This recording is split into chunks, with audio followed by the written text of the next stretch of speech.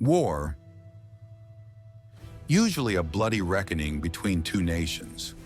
On that day, such a clash was about to take place. But this was something world history would never see again. Why? Because one side was not human.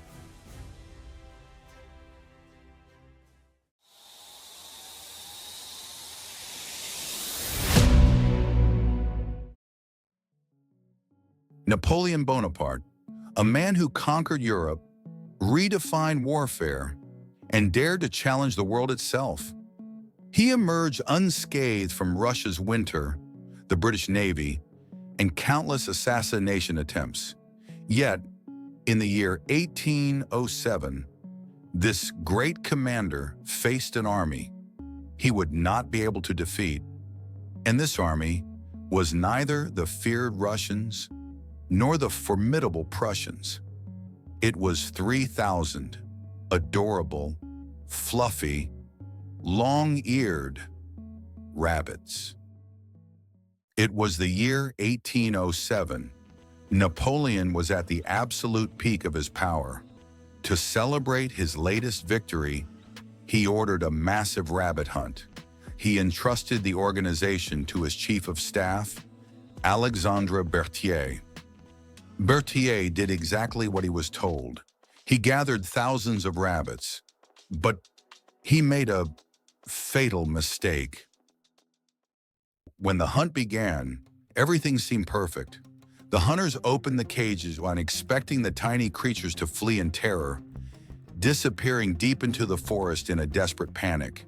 But why didn't that happen? There was something strange going on.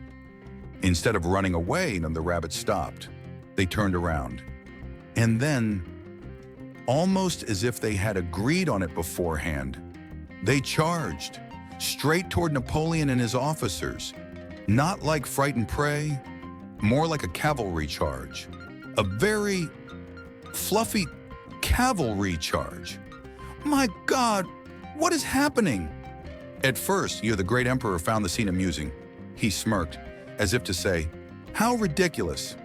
That smile vanished quickly, because soon, hundreds, then thousands of rabbits began climbing up his legs, pulling at the famous jacket decorated with medals. Napoleon and his distinguished companions waved their riding crops, trying to push back this soft but unstoppable rabbit army. It was pointless. The rabbits simply would not stop coming. And not because they were angry, but because they were friendly. To the rabbits, this was not an emperor of Europe. This was the man who was supposed to bring the carrots. The truth was neither heroic nor noble. It was simply a mistake, a very big mistake.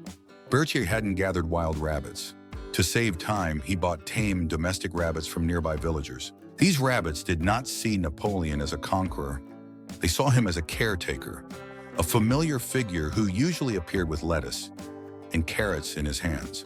And so, Napoleon Bonaparte, the man who had brought Europe to its knees, was forced into a chaotic retreat.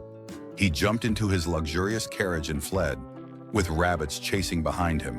Yes, those soft, adorable white creatures were so relentless that some of them even managed to climb into the carriage itself.